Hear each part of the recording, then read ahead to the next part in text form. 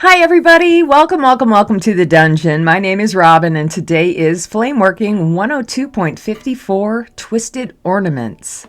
Lately I've been making some holiday pieces and I have one more to share with you all. It's a big twisted ornament. It does kind of lean towards an intermediate or advanced level. However, for beginners, you can easily scale this down very small and just flatten the glass and just practice pulling and twisting it out, and hopefully you'll have tiny ornaments and then you can grow into a larger scale.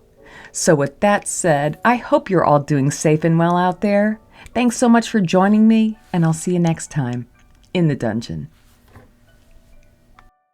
All right, we're going to start everything out by making a small bead on a mandrel. This is going to be my hook. And most of you who have been watching my demonstrations, you know that it's a lot easier for me to make a hook on a mandrel and then put that on the top of the ornament. So I'm just making a small clear bead here. And then I'll let it cool down for a second, and I'm going to add a little bit of extra glass to one side. And this is where the ornament will stick to this hook. So I'm just going to take a second to heat up that little dot and just press it down a couple of times to kind of point it up a little bit. And then I'll straighten it up with my little mashers there. And that's pretty much it. So what I'm going to do here is put this in my annealer. It's running at 1,000 degrees, and I will retrieve it when I am ready to attach it. So I have it sitting in my annealer right now, just waiting. Okay, so now we're going to start the process of just gathering up a whole bunch of clear. So I'm going to just add a little bit of glass as what I would call a collar on the end of my punty. And I'm using kind of a thick punty because I'm going to be holding a lot of glass here. So it's about maybe a 1/4 inch punty. And here I am just gathering up a really nice ball of glass here. We're going to be adding a lot more, so don't get too big right off the bat. You might want to start out a little small, just to where you're comfortable. And I'm going to add that glass. It's like the size of a really big grape or a cherry tomato. And I'm going to put that on the end of the punty. And then I just want to shape it up and roll it out into a nice shape in the marble mold. If you don't have a marble mold, you can easily shape this just in the flame. And if you need to roll it out to shape it a little bit, you can do that too. But what I'm going to do here is start to very, very gently flatten it out. I don't want to flatten it too much. It's nice and thick. So this is like the beginning core of the ornament. And what I'm going to do here is add a little bit of white on both sides. I'm using a white pre-made stringer. And I'm just going to add a few white stripes right in the center of the clear. And this will help so you can see the Dichro that I'm going to put on top of it. Of course, everything that I do here, it's always just suggestions. You know, you can make this however you want. Okay, so now that I have the white on there, I'm just going to press it down a little bit and then start heating up my Dichro. And I just have some random Dichro strips. And when I use these strips, I always heat the glass side. The Dichro side is always facing down. And as soon as I apply it, I will immediately heat it up and press down the Dichro. So on the edges, the clear, I'm wanting the clear to go over the Dichro coating. And I'm going to add a little bit to the other side. I'm going to do this a couple more times here. I want a little bit thicker Dichro area. And this right here is like a silvery Dichro, real pretty.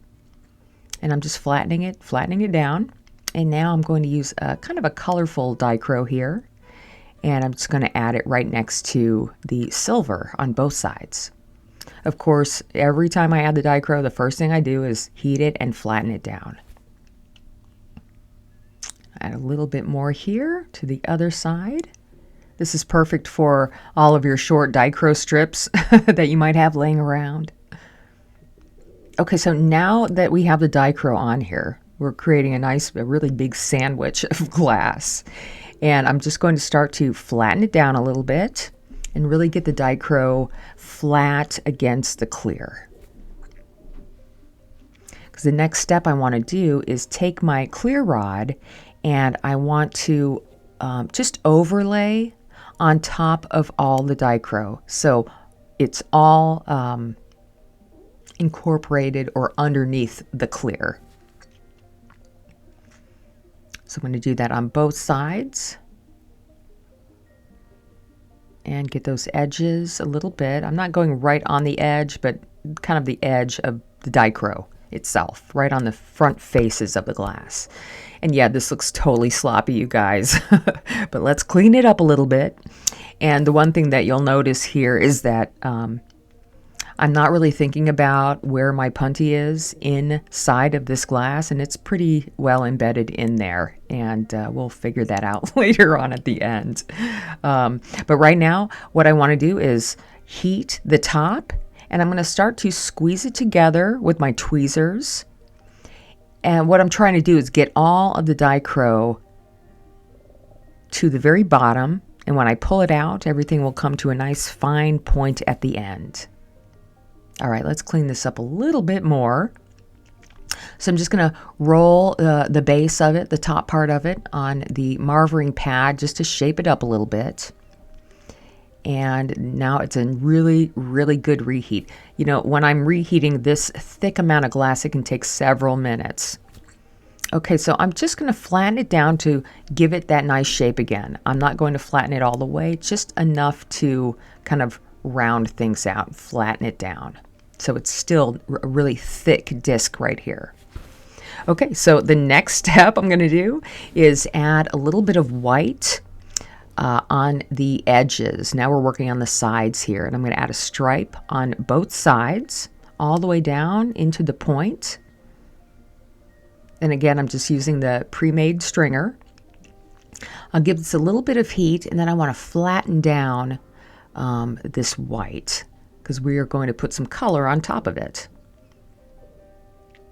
And the reason why I'm using the white is because, you know, there's transparent color going on top. If you are using a opaque color, then you don't even have to use the white. You can just put on the color on the sides. So I'm going to start out with this really beautiful, one of my favorite transparent blues. It's like an aqua blue dark. And I'm going to add a couple of stripes on that side just to cover up all of the white underneath. And then I'll just flatten it down a little bit, and we'll start working on the other side. A little bit more heat there, and I just want to flatten that down before I move on. Okay, now I have a dark grass green, and I'm going to go ahead and add that to the other side. Take your time adding the glass. Of course, you know, when you're adding the glass, the flame and the rod are always in the same spot. You're moving the glass, but the flame and the rod, obviously the flame is in the one spot, but the rod is always there in the flame as you're moving the glass under it. Okay, so I'm going to flatten that down, and we're getting close to finishing this package up here. I got a little bit more to add. Okay, so on the front face, on both sides, I'm going to add a little white line on both sides. 2 white lines, sorry. And they're slightly curved, but when I twist it out, they'll straighten up. So I'm just adding kind of a slight curve of the white on both sides. Finish that up.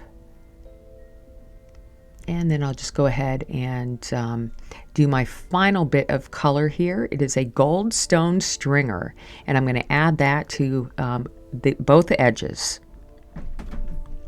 And then it's pretty much all the glass I'm going to add here. It is a lot, especially for a twisted ornament, but we're going to flatten this out real good before we twist it out. So really, I just want all the color on this package, and then give it a nice big heat I'm going to pull those edges in right here a little bit so they're touching. You know, it's funny because I'm still not realizing that my mandrel is totally embedded in the glass yet, but we'll get there. Okay, I just want to pull the bottom out so all the glass is going to one point at the bottom. Okay, so now that our package is finished, I'm going to spend a long time heating, and then we'll flatten it out one more time. This is our final flatten, and it does take a little bit of time to get this amount of glass nice and hot and evenly hot. So I'm just really taking my time. You know, if one hand gets tired, I'll move to the other hand and then back and forth just to continue heating. It probably took about 4 or 5 minutes, I kid you not, to heat up this bit of glass. Okay, so now it's getting nice and hot, and we are ready, just about ready to give it the final flatten. I'm really pressing down good on both sides, and you'll see it gets a lot bigger. So this is what I've been looking for. All right, now that we have everything ready to go, and I'm going to heat up my punty and just put it in the very tip of the bottom until it's secure. Now at this point, you have to go forward. You can't, you could take the punty off and mess with it a little bit more, but really at this point you have to just move forward and do the big twist.